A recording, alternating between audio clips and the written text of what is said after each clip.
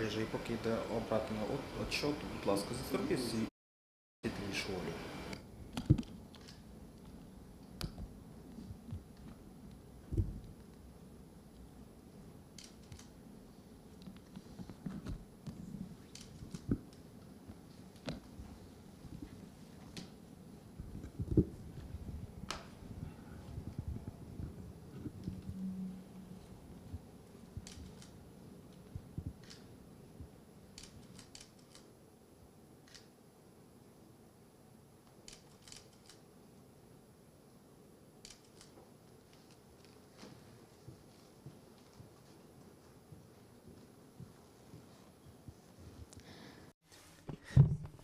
Good afternoon. I want to thank everybody who joins us in Ukraine Media Center Ukraine Forum. My name is Olha Atamanova, and I would like to thank the representatives of all the mass media who join us today, and thank you for continuing to giving publicity to the war and telling the world the truth about it. Today is day 734 of the full-scale invasion, so thank you very much for continuing doing your job. So today we have invited you to discuss a very interesting topic. We will be talking about the support of Ukrainian culture. The project is exercised with the support of the European Union, and today we're about to present it. So the initiative called RES-POL, it's a quick expert support of the culture and media policies in Ukraine, is carried out with the financial backing from the European Union and is scheduled to run until the March of 2025. Let me introduce our speakers today. Joining us are Rostyslav Karandieiev, Acting First Deputy Minister of Culture and Information Policy, Volodymyr Vorobey, Director of the Regional Development Center, Head of the RES-POL Project Expert Group, and also joining us online is Tetiana Shulha, Sectoral Manager for Culture, Human Rights, Gender Equality, and National Minorities at the Delegation of the European Union representation in Ukraine. So, Mr. Minister, let me give the floor to you. Let's talk about the importance of this project and importance of the support. Thank you very much. Dear colleagues, we have invited you to announce that a new interesting and important project is being started in Ukraine. It's focused, in this case, as you've heard, on the issues of culture and information policy, but given the fact that today culture is yet another factor that supports the defense of a country, formulates the level of the spirit, morale, and resilience that helps our people and our armed forces to resist in this war, we think that culture cannot be postponed for later. This later should not come after the war, after our victory, and not even tomorrow, but today. All the issues related to culture are pressing. Everything which is related to adaptation of the managerial decisions to the existing realities, everything is present. The change of formats that were implemented in the activity of cultural institutions should be reformatted, and we should understand that the beginning of the war expedited certain positive processes, and one of such processes is the accession of Ukraine to the European community, regardless of the fact that the decisions were taken in a prompt manner. Still, it was a lot of responsibility in us as a country and society to fulfill all the requirements of the European Union on the way of candidacy to this organization. Thus, we have to continue thinking to make sure that all the regulations, all those protocols that are in effect in the area of culture should to be synchronized with the legislation of European Union and to be in compliance with European approaches. So Ukraine logically joins the European community in all areas, including the cultural area. This is why I want to thank the initiative team headed by Mr. Volodymyr Vorobey, our colleague. He will have the floor on behalf of himself, on behalf of the experts, and I want to thank everybody without whom this project would have been impossible. The delegation of European Union in Ukraine, Ms. Tetiana Shulha, I want to thank you, thank our European partners for understanding our problems, our needs, and readiness, and not even the readiness, but the real actions aimed at the support of our initiatives and tasks related to solution of the problems set in front of us. The project is not permanent. It has a specific time frame, specifically 15 months, and within those 15 months we are supposed to have all of the parties involved, all of the experts, all those powerful think tanks, other scientific institutions, all experience and practice. We have to develop all those solutions that allow us to solve the existing problems. What are the problems? Is the absence of synchronicity of Ukrainian cultural legislation and European cultural legislation, existence of the problems related to the activities of the most powerful institutions of Ukraine, and creation of that narrative according to which the state should be working, as well as the cultural community. So role and place of the state, the task of the state, all those procedures and regulations under which we have to act. Everything should be forecastable, predictable. All of the participants of the process should understand what could be the reactions to and response to their initiative on part of the state and on part of the community. So according to the example of European Union, we should enter the predictable cultural development. We should understand the goals and the ways to them. What are the programs that should be developed, how those programs should be funded, who could be involved. So from manual management we have to switch to scheduled format of activity. For culture, for artistic activity, it's not so inherent, because only emotion or the case sometimes formulates that artistic solution, resulting in the end key products in the area of culture, the art products. But no, all those people involved in general cultural management of some processes, and I'm talking about them, they should be guided by understandable regulations, relying on which every participant of the process, every artist could suggest their solution and know how it will be either supported or denied, but based on some clear criteria and arguments. This is exactly why we're talking, and this morning we were talking about improvement of specific regulations, not only the law of Ukraine on culture, but also sectoral law, the laws that identify the or determine the work of important Ukrainian institutions, such as Ukrainian Institute of the Book, Ukrainian Cultural Institute. All of them should be improved too. We have very important units, such as Ukrainian Institute of National Remembrance, which performs an important work in the context of formulating of narratives of Ukrainian identity, their return, the return of some forgotten Ukrainian names, Ukrainian events, formulation of Ukrainian person based on patriotic foundation. And we hope that involvement of experts, involvement of the team of Mr. Volodymyr Vorobey, all those things will allow us to solve the tasks that are set in front of our ministry and all of our cultural community. I want to mention that we count not only help of those experts involved by Mr. Volodymyr, who will join the project thanks to the support of European Union, but also all other participants of the cultural process. They have to say their word, to provide their propositions, their suggestions, to make themselves heard.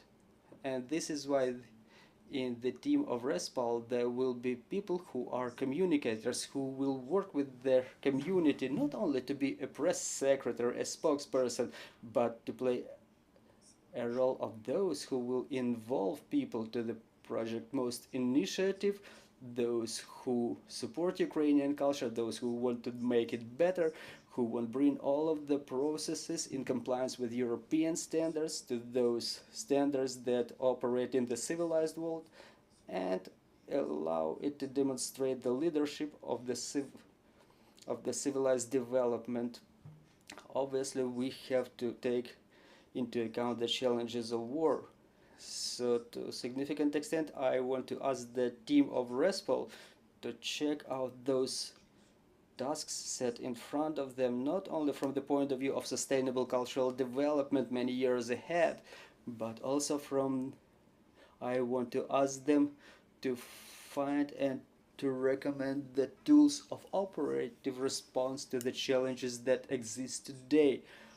Everything that is related to the preservation of a cultural potential, ensuring involvement into the cultural processes of all citizens of Ukraine, both inside Ukraine and those who had to forcibly leave the country, or those who had to leave their homes and cannot realize themselves in a traditional way of life, in a cultural form, those who keep trying to find themselves as the internally displaced persons and still cannot find them.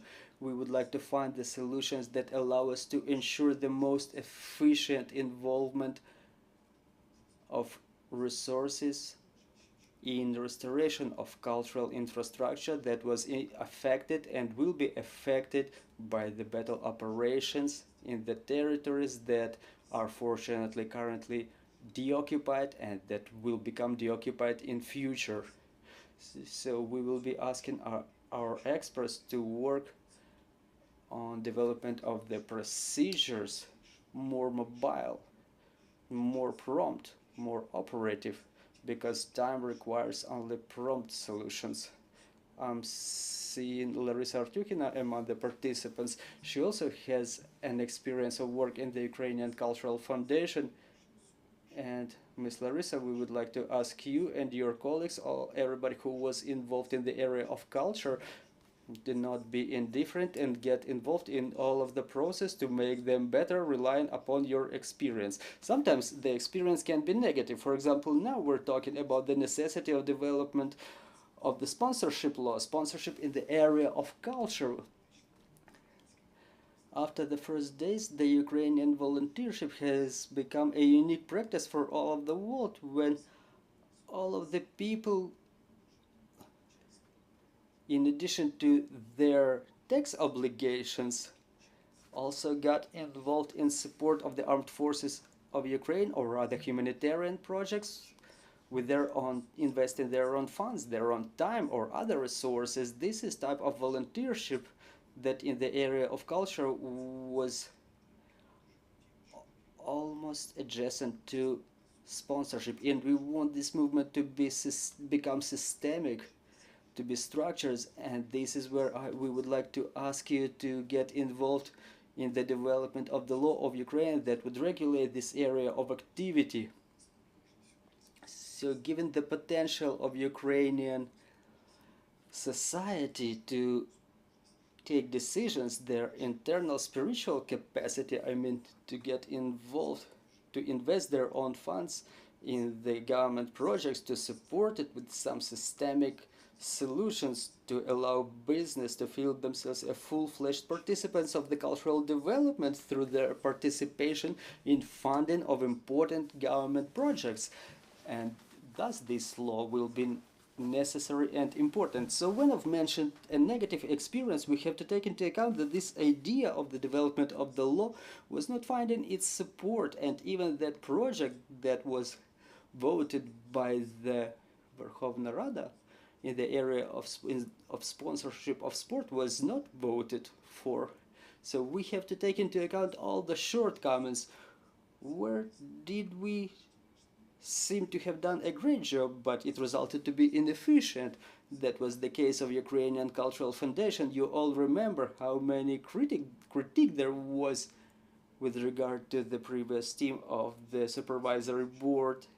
And it just happened so that Mr. Volodymyr was elected by the society as chairman of the board of the new supervisory council, so he will be in charge of modernizing this law. There's a lot of challenges, a lot of tasks, and the improvement, you know, it has no limits, even where everything seems to be pretty well regulated, because we have no other ways. There are two issues that we have to solve: the maximum level of synchronization of Ukrainian and European legislation to make sure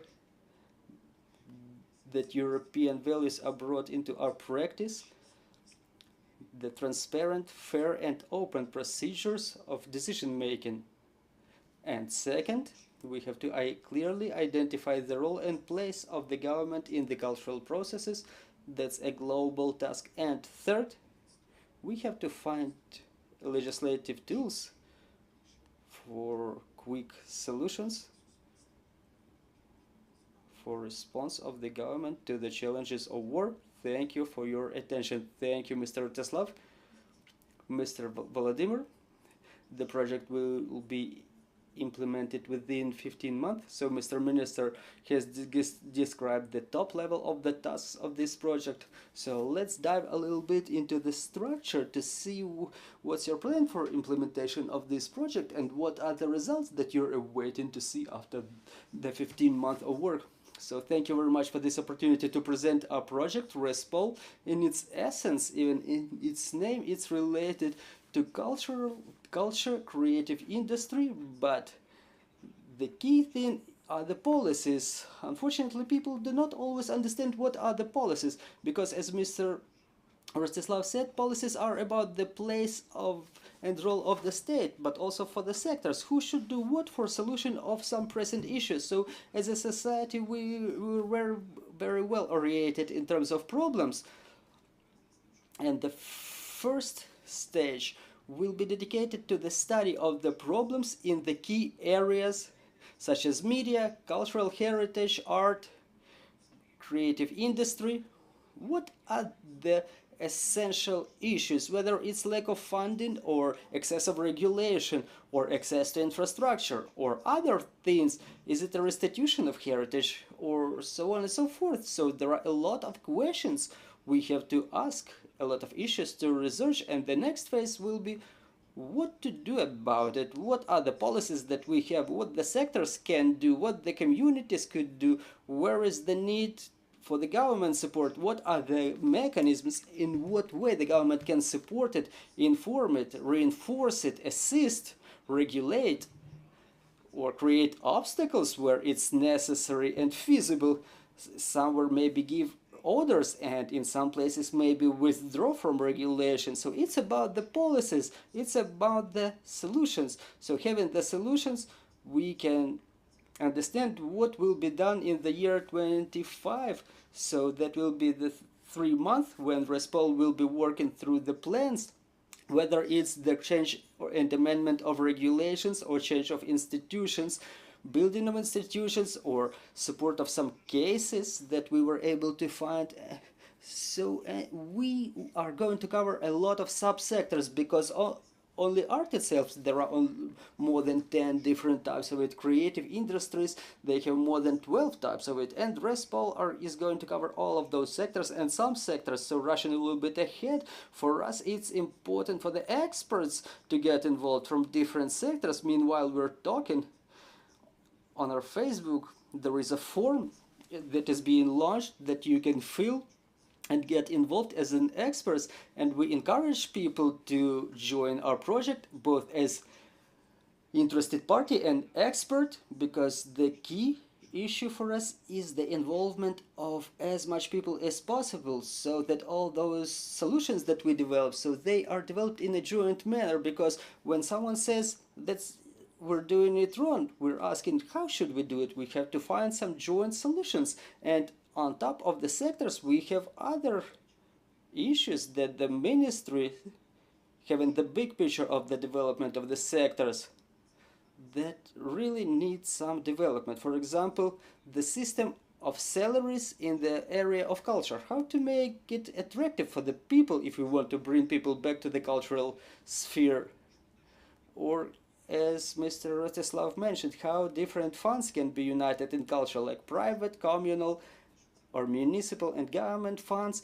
People who are facing those problems, they understand that it's almost impossible, which blocks a lot of initiative, preventing them from development. Or talking about national development, memorialization, decommunization. There's a war going on, there's a lot of death, a lot of things that we have to memorize, to preserve, to remember. How do we do it? In a Soviet way with traditional memorials, or in a specific Ukrainian way? So what is the role of Ukrainian Institute of National Remembrance that they fulfill? Maybe they need reinforcement. Maybe there are some initiatives of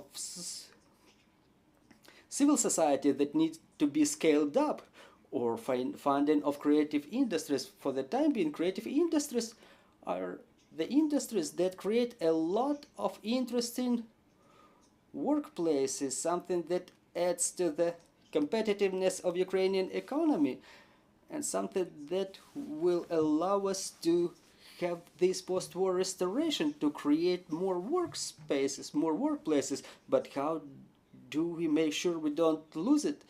And how do we make sure that they survive until the end of war? You know, but so,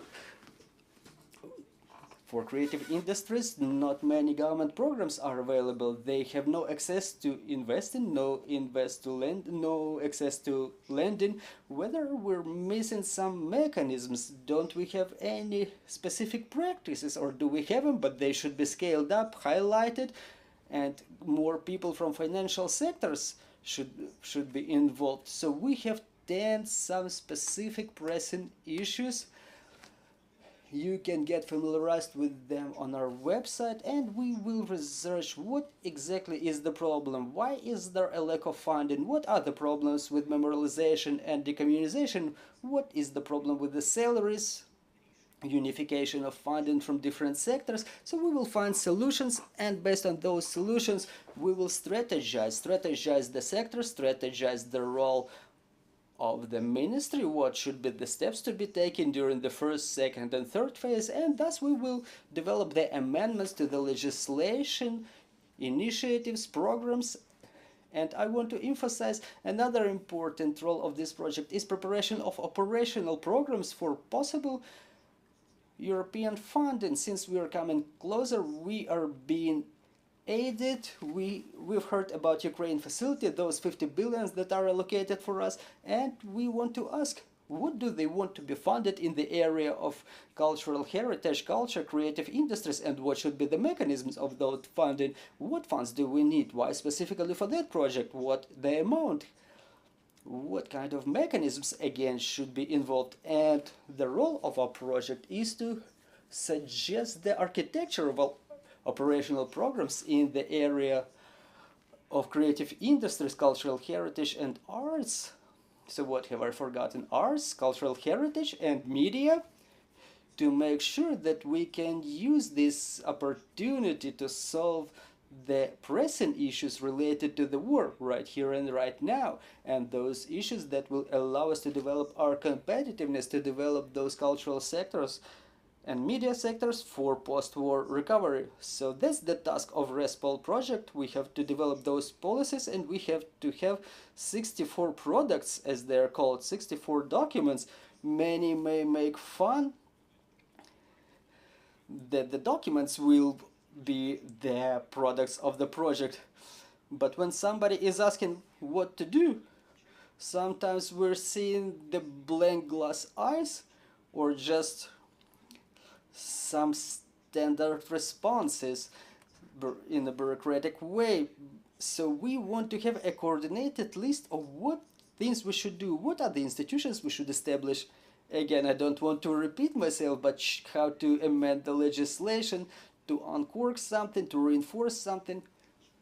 And when we talk to our European partners, first of all, we are supposed as sectors and as a ministry, as the government authority, to understand what we're suggesting, why we're suggesting specifically that, because we're asking for aid, but why this aid and what it will result in. So the impact of this project will be the bigger institutional capacity, both of the ministry and the agencies like Ukrainian Cultural Foundation, Ukrainian Institute of the Book, Ukrainian Institute of National Remembrance, and State Art Service in development of the policies. So we're gonna get involved, the representatives of all those institutions, to our task force for communication, for discussion. So we want to implement this practice of debate, identification of new solutions coordinated with all of the agencies, not something adopted in the cabinets of some government bodies and then communicated to the society, because we're gonna get involved Ukrainians who are staying abroad. All of our events will be happening online with our access from anywhere, and we are curious about hearing the opinion of all those representatives of the sectors who left Ukraine, because we want them to come back, and to have them back they have to see themselves in the post-war Ukraine. What can they do there? Right away I'm having a question to you. We've heard about the team of the project, so I'm curious whether it's already created. Are there any names of the experts and how you can get involved? Thank you very much for this question. We already have a number of key sectoral experts talking about the cultural heritage. The task force is headed by Olga Sakaidak, the representative of Doha Fund. Ms. Olga was creating the Ukrainian Institute in Paris, and this year she's back from France, back to Kiev, and we are happy that she reinforced our program, that she joined our project and our expert team, and she's gonna head this area of cultural heritage, talking about creative industries. The head is Galina Shiyan, famous as a writer, and she was working as an publishing entrepreneur. She's very well familiar with the publishing business and communication area. So Galina and PPV agency will take care of creative industries as a sector, talking about the arts and culture sector. It's headed by Alona Karvai. She's the key expert. A lot of people in the art world, they know her as somebody who is guiding the programs on grading and reguiding of cultural projects in the area of art, and they very well understand all the issues of this sector.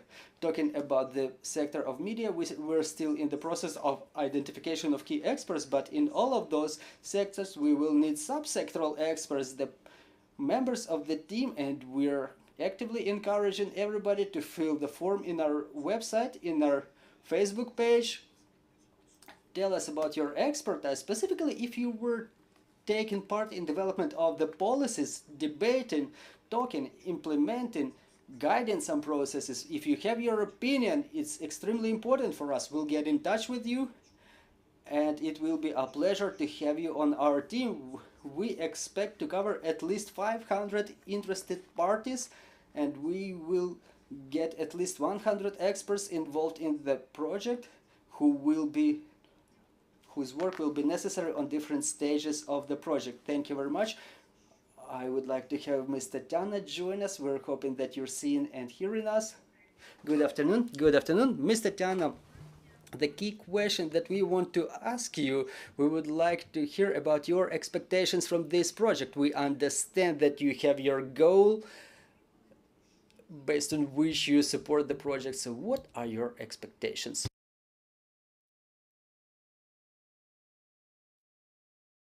Basically, our goal is known. It's cooperation of European Union and Ukraine. It's a strategic goal itself, because the accession to European Union is now set as one of the goals of the organization itself for the next couple of years, and we would like it to happen in the most efficient manner possible. Secondly, we want to cooperate with a partner who is capable, who is creative, as we've mentioned many times today, and who will sit at the table with other partners with their agenda, with their strong sides and advantages, adding something to the union of all those states. And getting back specifically to the achievements of the project, I would like to highlight that the understanding with what we've started, support of the culture within this project, has a completely different sense. If previously we were starting our cooperation with some small project, like some repairs, exchanges, travels, some minimal reinforcement of the level of small cultural operators or small non-government organizations, now this project demonstrates the progress in the sector and the fact that the sector itself has enough capacity to enter into efficient dialogue with the state and to reform itself. And in my opinion, it's a very good beginning, and we will see to what extent this process will be effective. I hope it will be, because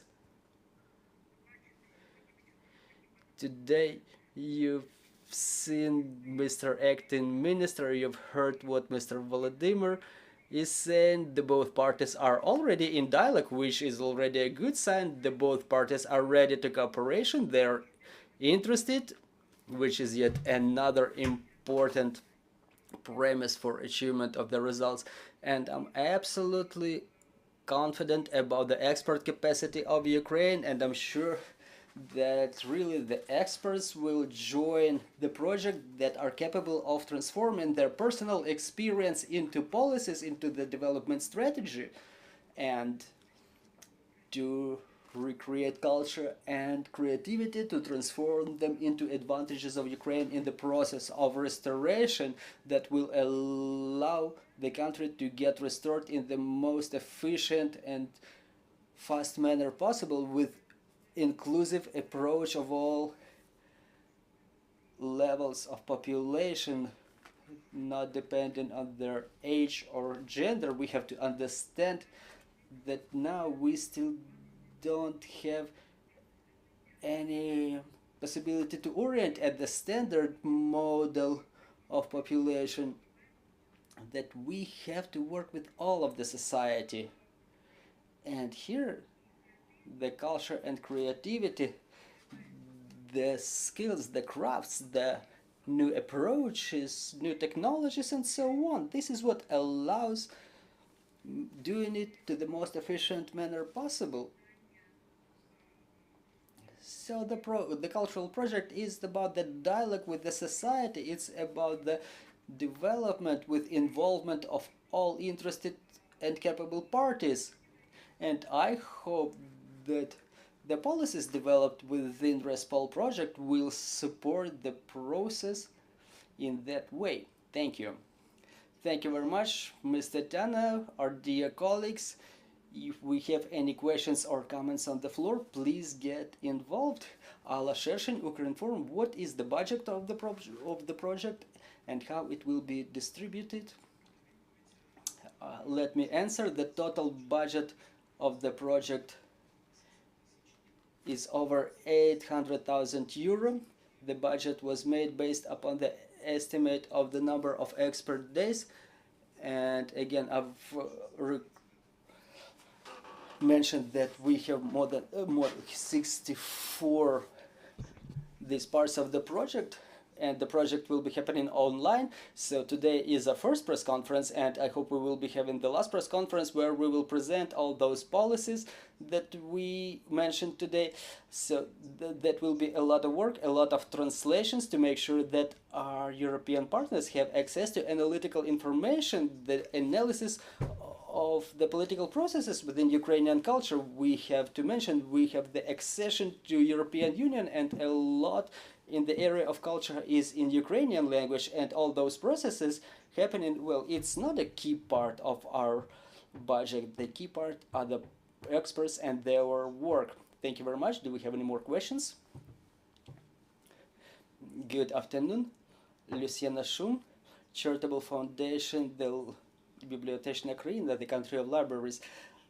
Is the ministry ready to implement the developed strategies Is there any KPI of the project? I mean the percentage of what is about to be implemented further on. Our goal is to make sure that all of the developments are implemented. This is exactly what we work for, not just to develop recommendations. You see, what's important, not only to identify where the problem is. We feel it one way or another, right? The experts will decipher it, they will make it more, they will describe it in a systemic way to demonstrate the source of the problem, but on top of it, they are not only going to provide recommendations of where to go, whom to get involved, but what they're going to give is what's important for us, a practical tool. And practical tool is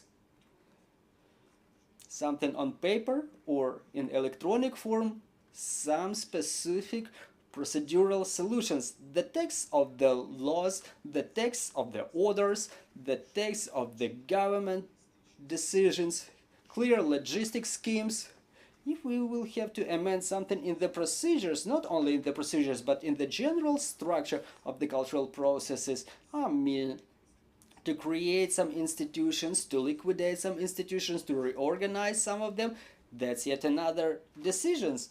So they are all documents, whether resolutions or orders, and this is why Mr. Volodymyr paid a lot of attention to the fact that the result of the work will be specific documents, but behind those documents, in case of their adoption, there will be clear and understandable practical solutions, and we want them to be implemented. This is exactly with us, the European Union, to help us.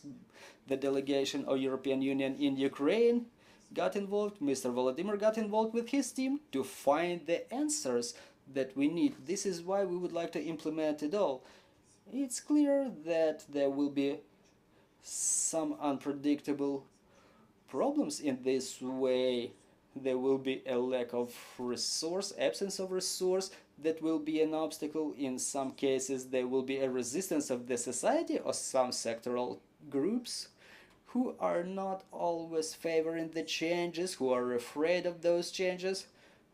But this is exactly why this work is happening, and to explain something and in some ways to adopt some directives to make sure that all of the procedures and processes in the area of culture are more modern and efficient.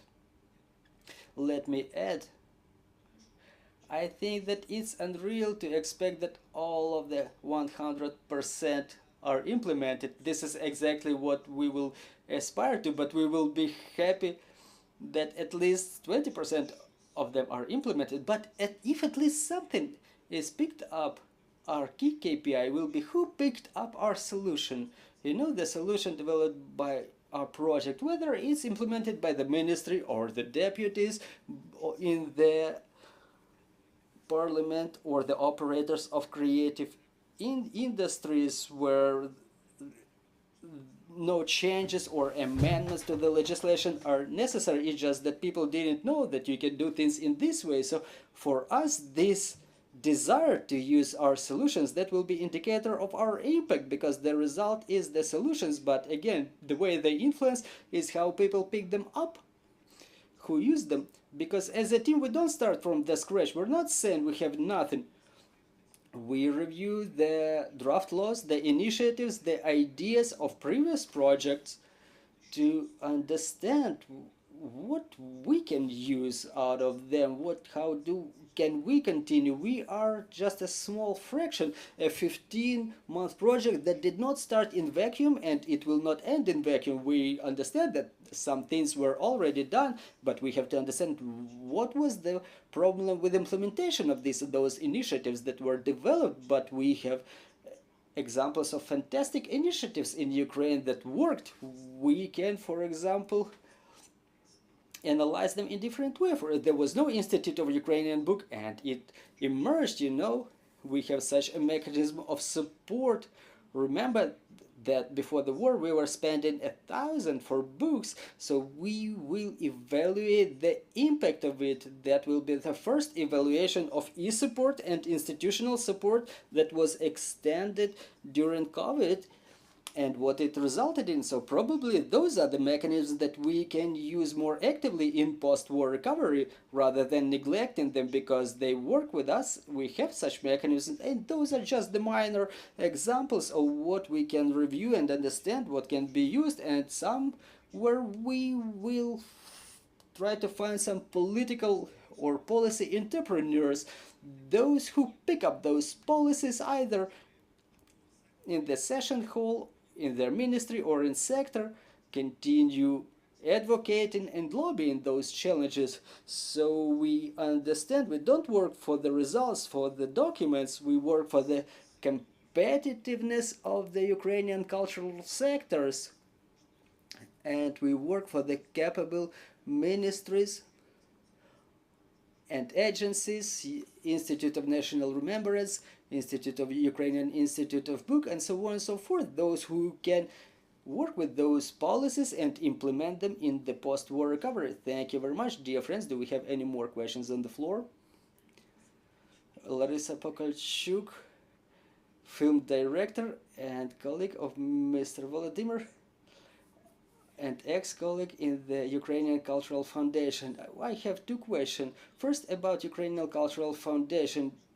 Do I understand it correct that one of the products that you're about to prepare are the proposals and suggestions to the amendments to the law on Ukrainian Cultural Foundation? And another question, why didn't you take the State Cinematic Foundation? You cover all of the sectors apart from the cinema. So what was the logic behind it? Do you have any plans in this relation? It's clear that for the Ministry of Culture and Information Policy there will be a lot of useful things. We understand that Ukrainian Cinema Foundation is now a part of, is under Cabinet of Ministers, not under the ministry, but if we have a whole lot of crisis here, maybe you should cover us too. So talking about Ukrainian Cultural Foundation, we contemplate the evaluation of institutional capacity of all those agencies, and it's clear that Ukrainian Cultural Foundation itself is a mechanism, is a tool of implementation of the policies.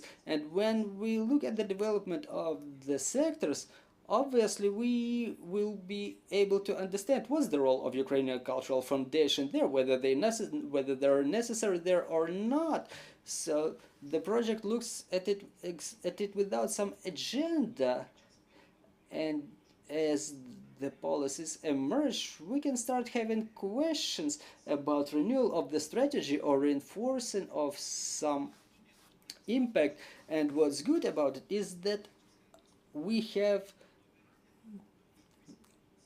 this gradual movement, and I will be ready to put it up to on the table. That in the Ukrainian Cultural Foundation there is the new supervisory board. Today was the inaugurational meeting. If RES-POL comes up with some initiatives, if we see any things that are important for adaptation of Ukrainian Cultural Foundation, we will be able to talk about it. So it's not like RES-POL is supposed to say something to somebody, but we will do everything that we can to adjust the role of Ukrainian Cultural Foundation to make it more of a capable institution, an institution that we can take pride in. Talking about the cinema, you've answered yourself in terms that the project is coordinated with the representation of the European Commission, and all those institutions were taken that are a part of responsibility of the ministry. This is why we couldn't work with the Ukrainian Cinema Foundation, because they have a different procedure of coordination since they submit to the Secretariat of Cabinet of Ministers. I think that the policies that we are about to develop can be useful for those institutions, but this institution, you know, it's behind the field of vision of the RES-POL project, at least de jure. So let me continue this question about focus on 4 sectors that you've mentioned. I'm curious about creative industry. It's a very important area in my opinion, but I'm curious how it emerged on the list of those sectors. to the extent that you can remember, if you are curious about this topic, in our country we have 35 types of economic activity that are classified as activity in the area of creative industries. So if we check Wikipedia and other sources, including European ones, there is a different interpretation of what is creative industry, creativity, creative culture. We have some divergences in European and Ukrainian way of construing it. In Europe, all the cultural production that we can talk about is covered by this sphere: music, theater, performance art. And so creativeness as an art, as creative industries, it doesn't mean that we are doing something wrong. We just focus on our thing. In this case, understanding the creative industry as participation of art practices, creative people in formulation of economic product that added value, that makes it more competitive in the market, in more demand in the market, due to involvement of artists in its creation. And as we say on this example, we can say, why do we need this product? The paper cup is for drinking water. It can not be colored, it can be blank white, it will fulfill its function. But in this case, the work of the designer was involved, the work of the designer both on the shape and on the colors. Well, it's made for a different purpose, but it could bear some popular Ukrainian ornament, and visiting a general store, you would probably buy this product as more aesthetic. It could be more expensive than the regular paper cup. And most likely it's exactly the input of the artist, of a creative person into this product. Yeah, it makes it more expensive, but in that way more profitable for the manufacturer. This is why we're saying that in every product we want to have a creative component, so it's more ergonomic, more attractive, more interesting, more aesthetic. And all those industries where, as Mr. Volodymyr mentioned, a lot of people are involved with creative way of thinking. All those industries, they produce a lot of workspaces for the workers in the area of art as such. On a global level, the designers, and well, first of all, the designers, I guess. Well, even the literature editors, the writers, back in the beginning of the 90s, when the new Ukrainian literature was being burned, all the names that we know, Zhadan, Andrukhovich, well, all of them that we know today as famous Ukrainian leaders of Ukrainian writer movement, they were journalists. It was their job. But at the same time, they were finding themselves as writers.